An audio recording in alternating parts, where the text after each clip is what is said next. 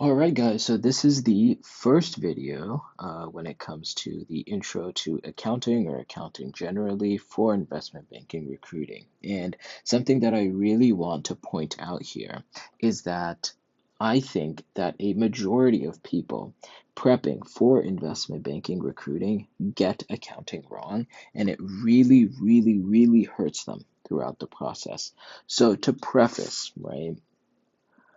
The way that I see a majority of people going into accounting as kind of like the first major subject when it comes to your investment banking prep is essentially going in with this idea of perfection and making sure that they understand every single thing when it comes to accounting, right?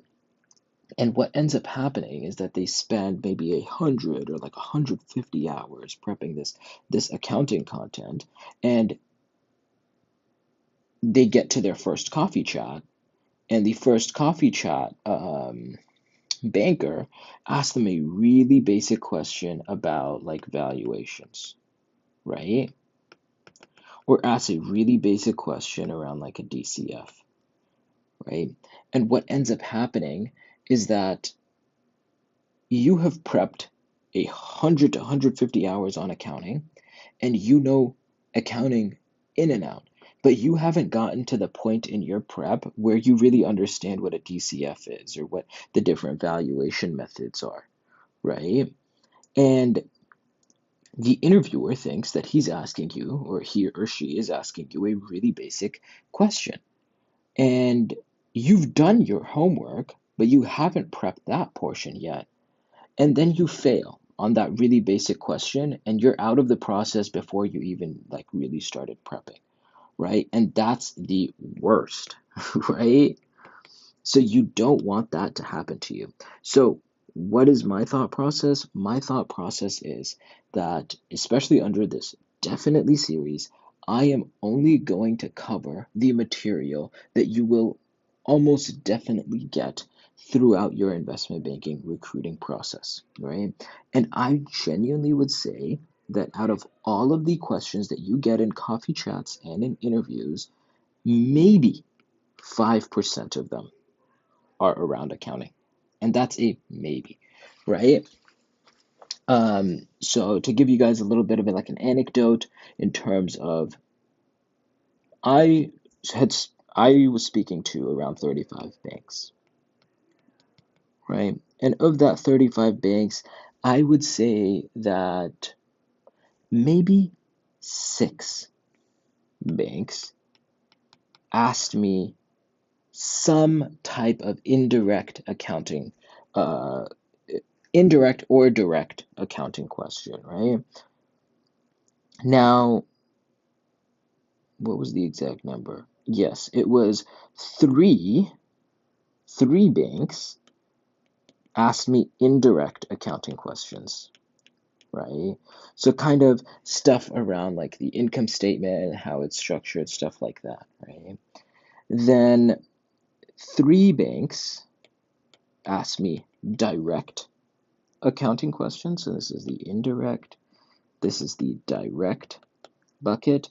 And of those three, the direct accounting question that I was asked by those banks, by 2 of the banks, was the classic $10 of depreciation question. And there was only one bank that asked me like more advanced like accounting questions than that, right?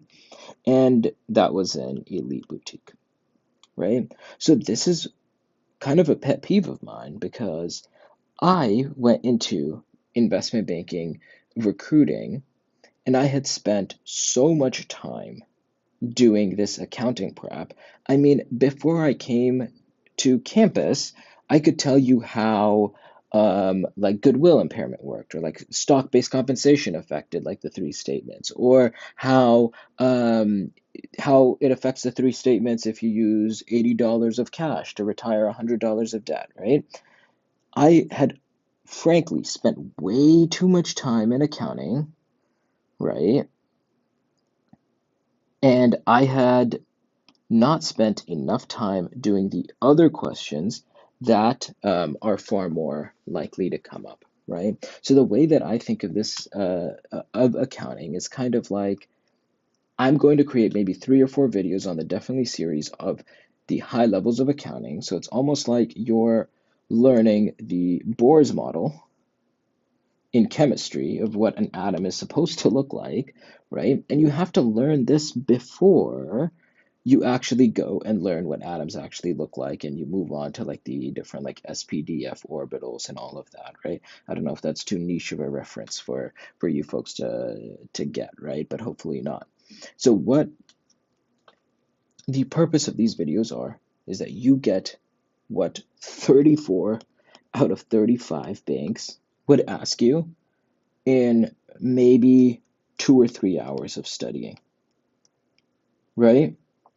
And if then, once you've gone through the rest of the materials, then you can circle back and I'll make other videos that are more advanced to kind of really dig into and learn accounting. So I will make some simplifying assumptions in the next couple of videos, but those are for the best. It's kind of like the Bohr's atom that I drew right here.